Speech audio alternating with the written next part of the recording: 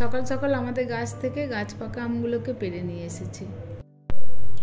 এর মধ্যে যেটা বেশি পাকা সেই আমগুলোকে বেছে রাখা হচ্ছে।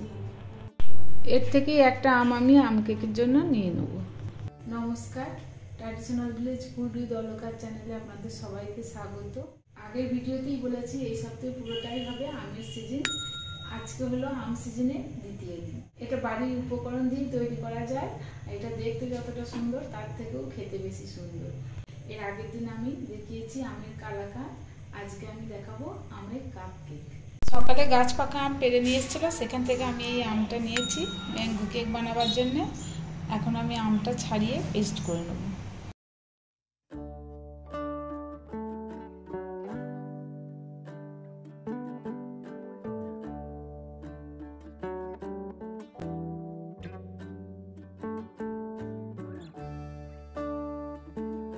এবার আমি শাঁসটা বার করে নেব। আজকে আমি ডিম ছাড়া কেক বানাবো।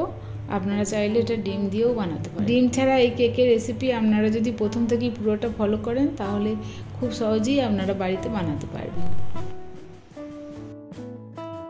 এটা আমি পেস্ট করে নেব।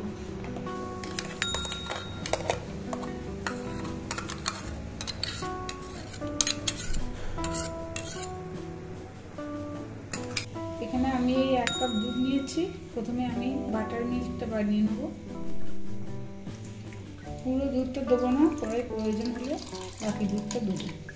বাটার মিল্ক বানাবার জন্য 1 চামচ ভিনিগার দেবো। দুধটা অবশ্যই যেন একটু কুসুম কুসুম গরম থাকে।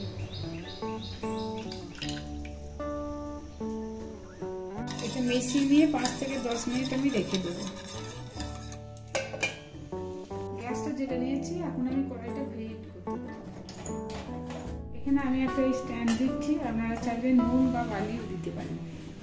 গ্যাসের ফ্লেমটা একেবারে কমিয়ে দেবো। এমন একটা ঢাকা দেবো যেন ভেতরে ভাপটা বেরোতে না পারে। এখানে আমি 1 কাপ ময়দা নিয়েছি, এই ময়দাটা এখন আমি চেলে নেব। কেক বানাতে গেলে এই শুকনো উপকরণগুলো অবশ্যই চেলে নিতে হবে। যে কাপের ময়দা নিয়েছি সেই কাপেরই একটু কম কম চিনি নিয়েছি, কারণ আমটা তো খুব মিষ্টি, তাই চিনিটা একটু কম আছে। এই গুঁড়োটাকেও আমি চেলে নিচ্ছি। 10 মিনিট হয়ে গেছে, এখন এটা খুলে নিলাম। ভালো করে মিশিয়ে নিচ্ছি। হাফ কাপের একটু কম কম তেল নিয়েছি, এটা আমি দিয়ে দিচ্ছি।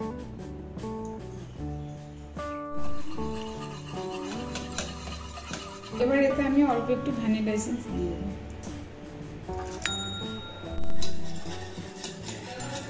এবার আমি শুকনো উপকরণগুলো দিয়ে দিচ্ছি।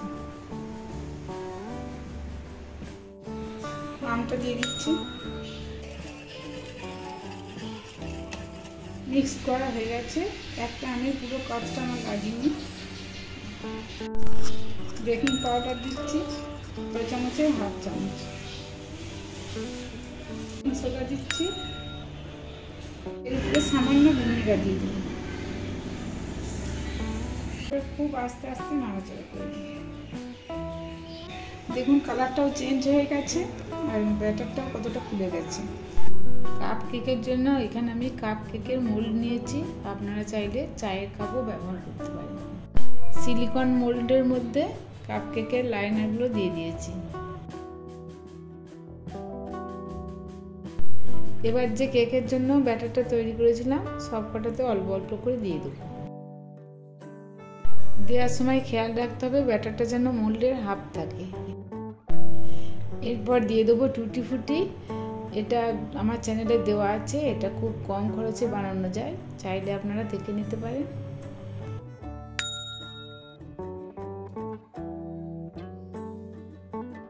এবার প্রিহিট করতে দেওয়া কড়াইয়ের মধ্যে আমি দিয়ে দেবো। 15 থেকে 20 মিনিট অপেক্ষা করব।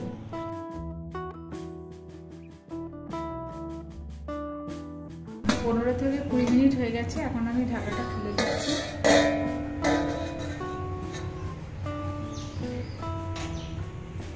কেকটা সম্পূর্ণ হয়েছে নাকি এবার একটা টুথপিক নিয়ে দেখবো। টুথপিক না থাকলে আপনারা ছুরি দিয়েও চেক করতে পারেন।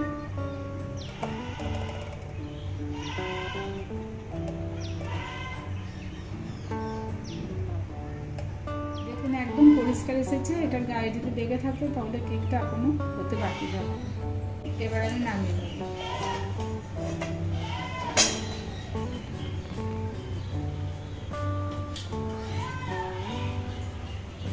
আমি এটাতে কোনো রং ইউজ করিনি, তাও দেখুন কত সুন্দর রং এসেছে।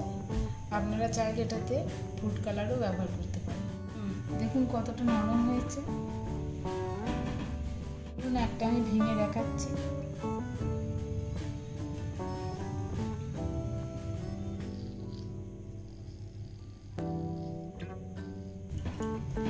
তৈরি হয়ে গেছে আমের কাপ কেক। ভালো লাগলে লাইক, শেয়ার, কমেন্ট করবেন আর সাথে থাকলে সাবস্ক্রাইব করবেন।